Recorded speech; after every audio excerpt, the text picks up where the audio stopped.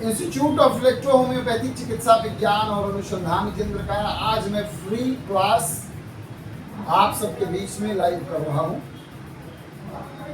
किस तरीके से इलेक्ट्रो होम्योपैथिक चिकित्सा विज्ञान और अनुसंधान केंद्र में एजुकेशन प्रोवाइड की जाती है और किस तरीके से इस एजुकेशन को लेने के बाद आप प्रोपर वे में एजुकेशन को लेने के बाद में आप प्रोपर वे में ट्रीटमेंट कर पाएंगे, सीख पाएंगे और लोगों को सफल चिकित्सा दे पाएंगे। इस कंडीशन को लेकर के आज हम लोगों का क्लास है और रूमेटिंग पर जो है हम लोग क्लास चला रहे हैं। रूमेटिंग क्या है, रूमेटिंग की टेस्ट कैसे होती है और क्यों कराई जाती है। अक्सर लोग ज्वाइंट पेन से संबंधित अगर बात आती है तो यूरिक एसिड का टेस्ट कराते हैं और यूरिक एसिड में देखते हैं कि आपके ज्वाइंट्स पर कितने यूरिया जो है जमे हुए हैं या जम रहे हैं या उसकी टेंडेंसी क्या है, आपके यूरिया जो है किस प्रकार से किस तरीके से जो है आपका किडनी प्रोडक्शन कर रहा है, किस तरीके से उसको डिस्ट्रॉय कर पा रहा है या नहीं कर पा रहा है,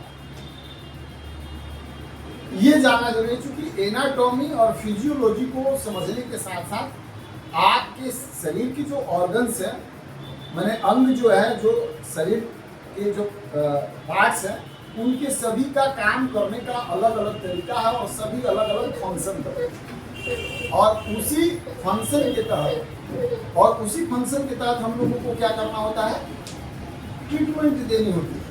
अब किसी को रूमेटिक आर्थराइटिस हो गया है या किसी को ज्वाइंट पेन है या किसी को रूमेटिक आर्थराइटिस बढ़ा हुआ दिखाई देती है।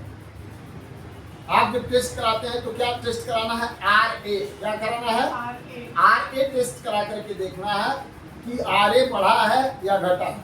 तो RA पर हम लोग सिर्फ आज क्लास करेंगे। यूरिक एसिड पर क्लास बहुत पहले मैंने दे दिया है, उस पर ज्वाइंट पेन वगैरह से संबंधित भी मैंने ट्रीटमेंट बताया है।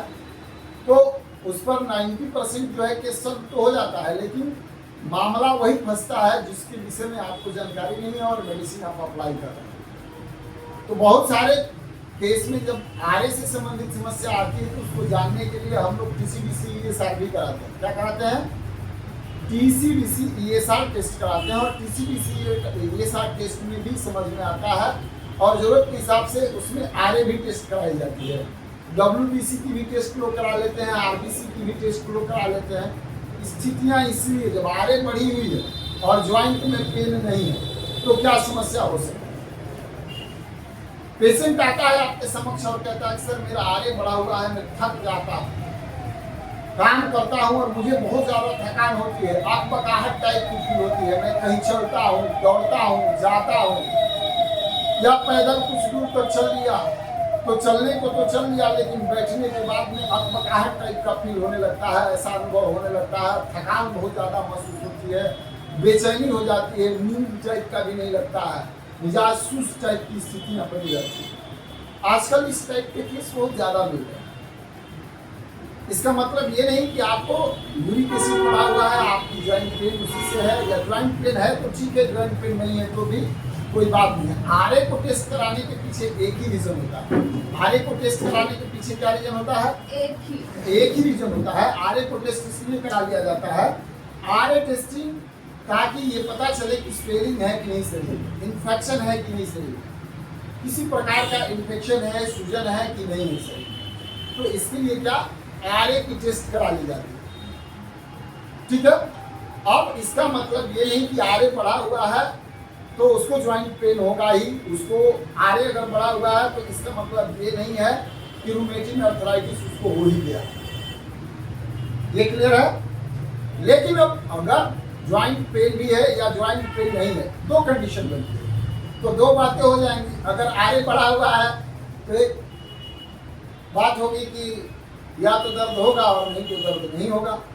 अगर दर्द होगा तो दो बात हो जाएगी, अगर दर्द होगा तो क्या हो जाएगी, दो बात हो जाएगी। दो बात क्या होगी कि या तो RA बढ़ा हुआ है तो सूजन है, इन्फेक्शन है, कैल्शियम का जमाव है या यूरिक एसिड का जमाव है, किसी प्रकार की इन्फेक्शन है वहाँ। तो एक बात ये हो गई और एक बात ये हो गई कि नहीं इस तरीके का कोई सिम्टम नहीं है, तो दूसरी बात में क्या आती है कि यानी कि वहाँ गैस अपना स्थान बना रहा है, पीप अपना स्थान बना रहा है और गैस के चलते वहाँ ज्वाइंट पेन हो रहा है। अगर दर्द नहीं है, दर्द है तो मैंने बताया, दर्द नहीं है तो भी तो बातें हो जाएगी। अब दर्द नहीं है और आरए का टेस्ट भी क्यों करा लिया?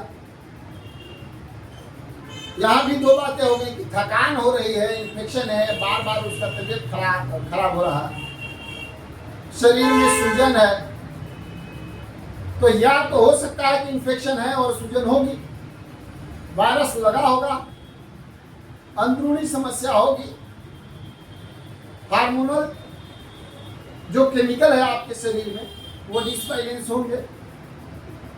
और नहीं तो दूसरी बात ये होगी कि ये नहीं होगी, वीकनेस होगा, विटामिन मिनरल्स की कमी होगी। क्या होगा? विटामिन मिनरल्स की कमी होगी। अब यहाँ भी दो बातें हो जाएगी। अब यहाँ तो दोनों में दो बातें मैंने बता दिया, होगी तो क्या होगी और नहीं होगी तो क्या होगी। अब रूमेटिन आर्थराइटिस पर जब बात हम लोग कर रहे हैं तो आरए से संबंधित जब हम समस्या पर जब बात करेंगे और ये इन्फेक्शन पर जब हम लोग बात समझ लेंगे कि अगर पेशेंट को थकान होती है, वीकनेस है, कमजोरी है, बार बार तबीयत खराब हो रहा है और उसको रूमेटिन बढ़ा हुआ, कोई जरूरी नहीं है कि उसको बीमारी है, विटामिन की कमी के चलते भी ये समस्या उत्पन्न होती है, थकान होता है, कमजोरी होती है, भूख की कमी होती है और उसमें D3 और B12 की स्पेशल कमी होती है। इम्यूनिटी को मजबूत करने के लिए मैंने पहले के क्लास में बताया था कि आपको क्या करना है, विटामिन B12 की क्या करनी है, पूर्ति करना है। आपके शरीर में विटामिन B12 प्रॉपर वे में है तो शरीर में ऊर्जा, शरीर में क्या करेगा, ऊर्जा बनाने के लिए, एनर्जी बनाने के लिए प्रॉपर वे में यह काम करेगा। तो ये बात हो गई रूमेटिन आर्थराइटिस से संबंधित लेकर के। जांच करानी हो, अगर मान लीजिए बार बार तबीयत उसका खराब हो जा रहा है यानी इम्यूनिटी उसकी कमजोर हो गई तो शरीर में प्रॉपर में मिनरल्स नहीं रहेंगे, विटामिन नहीं रहेंगे, दवा पे दवा खाते रहिए। बहुत सारे लोग एलोपैथिक इंजेक्शन ले लिया करते हैं, डे का डोराबोलिन याद रखे हुए है, डोराबोलिन सिस्टम 50 mg 25 mg, कोई 100 mg और 125 mg का भी लेते हैं महीने में एक बार। एलोपैथिक का इंजेक्शन ले रहे हैं, महीने में एक बार टनाटन लगता है कि भाई हमने ले लिया डोराबोलिन और क्या होगा, मैं टनाटन ठीक हो जाऊंगा। ऐसा नहीं है। अगर प्रॉपर वे में आपको क्या, अगर प्रॉपर वे में आपको कोई भी एनर्जी का मेडिसिन लेने हैं, कोई भी एनर्जी का मेडिसिन लेने हैं तो आपको विधिवत उसकी जांच करा करके ही लेनी चाहिए। कोई भी एंटीबायोटिक्स लेनी है तो प्रॉपर वे में जांच करा करके ही लेनी चाहिए एंटीबायोटिक्स भी। और अगर कोई अदर पैथी का, जैसे हम लोग इलेक्ट्रो होम्योपैथी के ट्रीटमेंट देते हैं, तो पैथोलॉजी का जमाना है, मैथोलॉजी है और साथ में पैथोलॉजी है। प्रेजेंस ऑफ माइंड होना चाहिए, प्रैक्टिस ऑफ फिलोसफी होनी चाहिए, मटेरिया मेडिका का ज्ञान होना चाहिए, यानी मेडिसिन की ज्ञान आपको होनी चाहिए प्रॉपर वे, तब जाकर के आप चिकित्सा प्रॉपर वे में कर पाएंगे। रूमेटिन आर्थराइटिस बढ़ा हुआ है इसका मतलब ये नहीं है कि उसको ज्वाइंट पेन होगा ही, थकान है, भूख की कमी है, जल्दी जल्दी थक जाता है, बीमार हो जाता है। सबसे पहले उसके शरीर का विटामिन मेंटेन करिए, बढ़िया खान पान, अच्छे खान पान और इसके साथ साथ में दर्रा, किसी का मक्का का दर्रा। ब्रेन को क्या करिए, नर्वस सिस्टम को पहले संतुलित करिए। नर्वस सिस्टम को क्या करिए, असंतुलित है तो संतुलित करिए। ये संतुलन कैसे होता है, तो इसकी संतुलन करने के लिए या तो आप मेडिसिन ले लीजिए और प्रॉपर वे में आहार करिए, और नहीं तो खाने पीने वाला सामान, मकई जानते हैं आप लोग ना, भुट्टा, तो भुट्टा को आप चमेली के रूप में फाकिए या भुट्टा पका करके खाइए, या भुट्टा को रात में भिगो दीजिए और भिगो करके उसका रस का सेवन करिए। किडनी फिल्टर होगा, मस्तिष्क को शांति प्रदान करेगा, विटामिन B12 की पूर्ति भी करेगा। लेकिन कंप्लीट सिस्टम में अगर आपको विटामिन बी की कमी है तो मैं आपको सलाह दूंगा, ये सारा कुछ करते हुए आप अलग से बी कॉम्प्लेक्स की गोलियां विटामिन B1 to 12 का आप आवश्यकता के अनुसार ले सकते हैं। और इलेक्ट्रो होम्योपैथी के साथ अगर विटामिन डी कॉम्प्लेक्स ले रहे हैं तो कोई दिक्कत नहीं है, आधे घंटे का अंतर दे दीजिएगा। विटामिन बी कॉम्प्लेक्स की पूर्ति करने के लिए हर्बल्स में भी बहुत सारी मेडिसिन है, अगर आपके पास वो उपलब्ध नहीं है, एलोपैथ का भी आप ले सकते हैं 1 घंटे के अंतर पर विटामिन बी कॉम्प्लेक्स की गोलियां।